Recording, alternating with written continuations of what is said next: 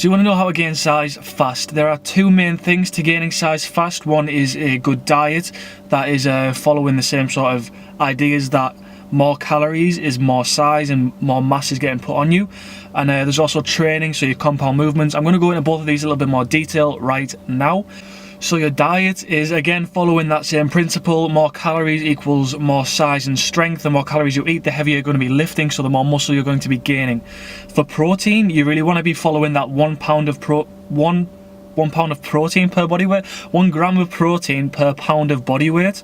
Any more than that, you're overeating protein and you're sacrificing any of the calories that you can put into carbs to better for your workouts, better for your pumps, all this sort of thing to feed the muscle and make it look bigger. But just because you're overeating doesn't mean you eat everything in sight, so you don't want to be just smashing 10,000 calories a day hoping that you're going to be gaining loads of muscle, because it's not all going to be muscle. You're going to be gaining a lot of fat alongside that, because your body can only synthesize, so make so much muscle per any given time. So you can't make your body gain 1 extra kilo of muscle a week by eating 10,000 calories, 15,000 calories. That's just not how it works. But yes, eating more will maximize the amount of muscle you gain, but by maximizing that amount of muscle, you are also giving way for a lot of fat to be created. What I'm doing currently is I'm reverse dieting, so I'm building my calories back up. So at the minute I'm at 2,600 and I'm going to be going to 3,000 next week, just because that way my body knows what it's expecting. Like it's not going to be jumping up by something ridiculous, so I'm not going to be just piling on loads of fat, because the calories that I'm having is sat around saturated, because my body doesn't know what to do with it. When reverse dieting, it's important to track your weight. Reverse dieting kind of goes off this sort of negative feedback sort of system, which means you put calories in, you want to see what sort of weight is coming out the other end. So if you're gaining weight, you want to kind of, depending on how much weight you're gaining, you want to try and keep it the same, taper it down, taper it up, that sort of thing. At the minute I am losing weight, which is kind of expected, because 2,600 calories for a 85 kilo guy is not very much, but it's the sensible thing to do, which is what I'm trying to tell myself. For me and my goals, that's the best thing to do, because that minimizes the amount of fat that I'm gaining. So if I decide that I want to get shredded all of a sudden, I can do that maybe within a month, 2 months notice. Whereas if I was trying to gain as much size, try and maximize it, I'd be gaining a lot more fat, which means that I'm going up to gain muscle, but I'm also gaining fat. Then I have to go down longer to try and get rid of the fat that I've just gained. Whereas if I keep it as a nice slope, I can go up longer, because I'm going to be bulking for longer, because I don't need to lose as much fat in that phase.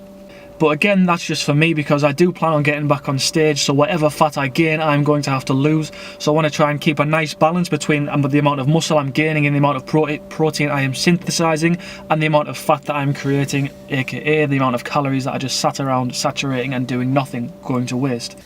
So when you're training, you want to be focusing more on compound movements.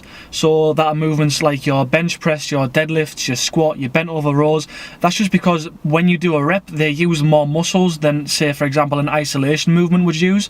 So isolation movement, you're using, say, for example, on a bicep curl, just your bicep. Whereas on a bent over row, you're going to be using your lower back, your legs, your arms.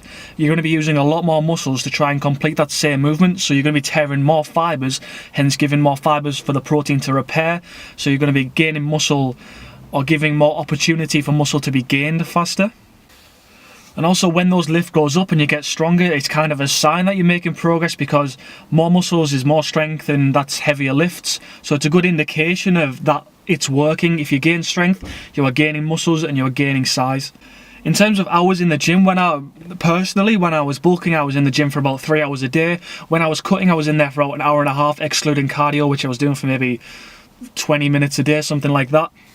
So you typically want to be spending more time in there, because you've got more energy from the carbs, and then you're going to be tearing more muscles, which you're going to be getting from the protein. So you have a calorie surplus that allows you to be in the gym longer and maintain that sort of body image. But barring that, you are going to be spending more time in the gym, and you're going to be productive when you're in the gym, but you still need a rest day. So there's no point thinking, oh, I can train 7 days a week, this sort of thing. No, you still need ample amounts of sleep. Let's say 7 hours, 6 hours of sleep, depending on how busy you are. That's so your body can repair, because you can't just keep hammering and hammering your body into the ground, because it's just not going to recover in time no matter how much you eat. So take your rest day, do what you need to do, have a cheat day, whatever you feel you need to do to get yourself ready to tackle 6 days in a row, or however many you can do depending on your schedule in a row. So as a conclusion, gaining size fast is possible, gaining mass fast is possible, but it does come with the side effects of both sides. Both sides have pros and cons. So pros, you're getting strength fast, you're gaining muscle, you're not wasting any time, you are gaining that muscle. But as a con, you're also gaining a lot of fat. So it depends on what your goals are and how you want to look, how strong you want to be, given 4 months down the line, however long you can commit to eating like that for. So that's pretty much everything that I can think of currently. If you've got any more questions or anything regarding this topic, please put them in the comments and I'll get back to you in the comment section on Instagram, anything like that.